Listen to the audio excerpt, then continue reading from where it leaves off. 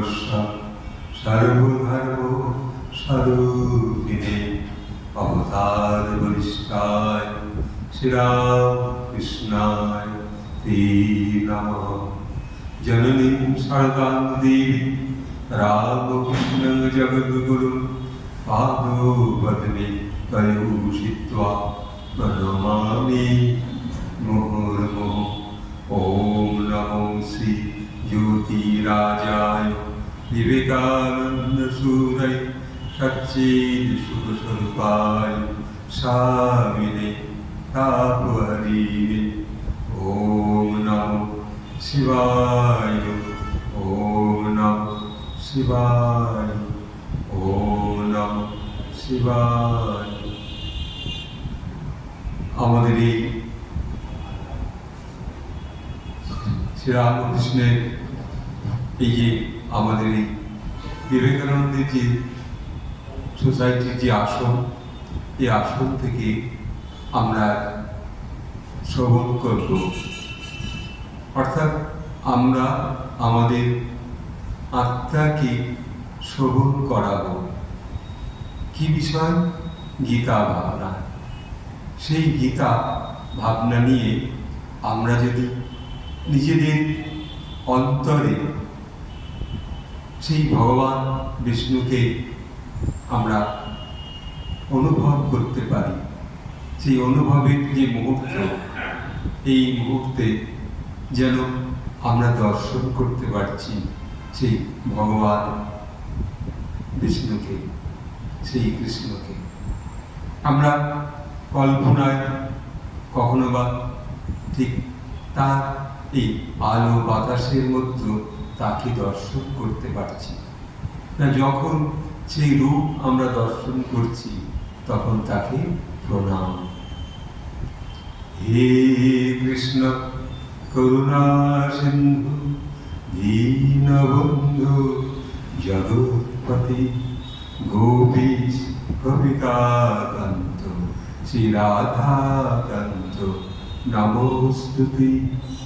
নমস্তে জলতভাষ নমস্তে জলসায়িনী নমস্তে কেশবানন্ত বাসুদেব নমস্তুতে। যেন এই মুহূর্তে সেই স্বয়ং বাসুদেবের, সেই যে স্বয়ং যে কৃষ্ণের রূপ, আমরা তাকে অন্তরে মণিকোঠায় যেন দর্শন করতে পারছি। তিনি সেই বংশীধারী, তার মাথায় অপূর্ব সেই ময়ূরের পালক, মুকুট, তার ওই কপালে তিলক দেওয়া, কি অপূর্ব সেই কৃষ্ণের রূপ। হাতে তার সুন্দর বাঁশি, সেই বাঁশি তিনি বাজাচ্ছেন এই গীতা ভাবনার অন্তরের মধ্য দিয়ে, আর আমরা সেটা শ্রবণ করছি। সেই যে প্রকাশ, তিনি যে আজকে আমাদের শ্রবণ করাবেন, সেই শ্রবণ তার ইচ্ছায় আমরা কি শ্রবণ করব? যে জ্ঞান বিজ্ঞানের যোগ, সপ্তম অধ্যায়। এখানে বলছেন যে আমাদের আসক্ত চিত্ত হয়ে এক মন, কিরূপেতে পায় তাহা করহ শ্রবণ। সপ্রত্যক্ষ জ্ঞানযোগ বলি সৎবিশেষ, জানিলে রবে না আর জ্ঞাতব্যর শেষ। অসংখ্য মানব মধ্য কোন ভাগ্যবান, আত্মশুদ্ধি করিবারে হয় যত্নবান। তাহলে আমরা এখন যত্নবান হয়েছি তাকে দর্শন করবার জন্য। এবং আমরা মন্দিরে যখন ভগবান বিষ্ণুকে দেখতে পাই, স্বয়ং শ্রী কৃষ্ণকে, সেই যে তখন আমাদের চোখ কিন্তু এক অপূর্ব টানে তার দিকে থাকে। আবার আমরা তার চোখের দিকে এক দৃষ্টিতে তাকিয়ে থাকি, তাহলে সেই যে যত্নবান, সেই যত্নবান কোন ভাগ্যবান? সেই ভাগ্যবান আপনারা। আমরা সেই শ্রবণ পূজা এখন করছি, আমরা ভগবানকে, ভগবান বিষ্ণুকে হাতে আমাদের সেই রজনীগন্ধার মালা দিতে হচ্ছে না, আমাদের তার সম্মুখে প্রসাদ দিতে হচ্ছে না, কিন্তু আমরা করছি কি? শ্রবণ পূজা। এই যে শ্রবণ পূজা, এই যে শোনার মাধ্যমে আমাদের অন্তরে তিনি প্রকাশ হচ্ছে, এবং এই শোনার মাধ্যমে, ভাষার মাধ্যমে তার রূপটাকে আমরা কল্পনায় আনতে পারছি, বর্ণনা করতে পারছি। এই যে ক্ষমতাটা তিনি দিয়েছেন, তাহলে যদি আমরা কর্মের মধ্যে যাই, তখনও যদি অন্তরে অনুভব করি আমার কাছে আমার ভগবান শ্রীকৃষ্ণ রয়েছে, অন্তর্যান, আমার কোনো ভয় নেই। আমি পথে ঘাটে, গাড়িতে, প্লেনে, সব জায়গায় আমি দৌড়াতে পারছি। কে দৌড়াচ্ছে আমার সঙ্গে?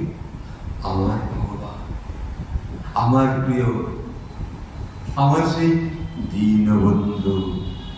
তিনি আমার সঙ্গে এগিয়ে চলেছেন।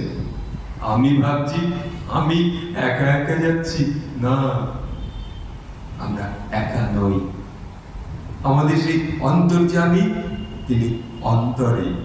তাই বলছেন, তাহাতেও মৃত্যু দেখো কোন যোগীগণ যথার্থ রূপেতে পড়ে অবগত হন। মৃত্তিকা ওদন অগ্নি বায়ু বোম আর মন বুদ্ধি অহংকার এ নষ্ট প্রকার চৈতন্য রূপিণী পূর্ণ প্রকৃতি যে হয়, তাহাতেই এই জগৎ যেন রক্ষা পায়। তাহলে এই চৈতন্য রূপী দেহ, আমাদের যে দেহ, সেই চৈতন্য রূপী, তাহলে এই চৈতন্য রূপী পূর্ণ প্রকৃতি, দেহের প্রকৃতি, এই দেহের প্রকৃতিকে তিনি ধারণ করে আছেন। যেমন সেই গোবর্ধন পর্বত তিনি অঙ্গুলি দ্বারা ধরে রেখেছিলেন, ঠিক তেমনি আমাদের মন, প্রাণ, দেহ প্রকৃতি, এমনকি পঞ্চ ইন্দ্রিয়, চক্ষু, কর্ণ, নাসিকা, জিহ্বা, ত্বক, আর ক্ষিতি, অপ, মরু, তেজ, বোম, তাহলে 5টা 5টা 10টা, আর থাকলো 6টা। ওই যে কাম, ক্রোধ, লোভ, মোহ, মদ, মাৎসর্য, এই 16টি আমাদের যে রূপ, তাকে আমরা সমর্পণ করছি। আমরা যদি এখানে 10 জন বা থাকি, তাহলে কিন্তু আমরা হিসেবে 60 জন। আমার সম্পূর্ণ সেই 16 জন, সেই যে 16টি চক্র, মনে জ্ঞানে ভগবান, সেই বিষ্ণুর যে রূপ। আমরা যদি এই যে রথযাত্রা আসছে, রথেরও মোটামুটি 16টাই চাকা থাকে, হ্যাঁ, তা আমাদের এই একাকটি যেন ঠিক সবগুলোকে আমরা সমর্পণ করছি তার কাছে। তুমি দর্শন দেবে না, তাই হয়, তুমি দর্শন দাও। তাই বলছেন যে চৈতন্য রূপিণী পূর্ণ প্রকৃতি যে হয়, তাহাতেই এই জগৎ যেন রক্ষা পায়। এই জগৎ রক্ষা পাচ্ছে। কোন জগৎ? এই দেহ জগৎ। আপনার আমার সবার দেহ জগৎ রক্ষা পাচ্ছে। আমরা ভাবছি আমরা আমাকে রক্ষা করছি, না, তিনি সেই অন্তর্যামী, তিনি রক্ষা করছেন। তাই ভগবানকে আর একবার প্রণাম দিই। হে কৃষ্ণ করুণা সিন্ধু দীনবন্ধু জগৎপতি গোপীশ গোপী রাধিকাকান্ত শ্রী রাধাকান্ত নমস্তুতে